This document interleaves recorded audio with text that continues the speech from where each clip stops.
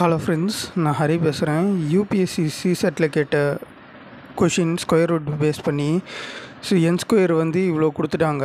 என்னோட வேல்யூ கேட்குறாங்க. அதாவது எண்ணுக்கு ஸ்கொயர் ரூட் எடுத்தால் அது எத்தனை டிஜிட்ஸ் வரும் அப்படின்னு.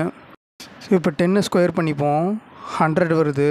3 டிஜிட்ஸில் வருது. இப்போ 2 டிஜிட் நம்பரை ஸ்கொயர் பண்ணால் 3 டிஜிட் ஆகுது. இப்போ நான் என்ன பண்ணுறேன்னா, இங்கே இருக்கிற நம்பரை கவுண்ட் பண்ணிக்கிறேன். மொத்தம் 17 நம்பர்ஸ் இருக்குது. அப்போனா 1 விட்டுறேன். ஒரு 0 ஸ்கொயர் பண்ணால் டபுள் ஆகுது.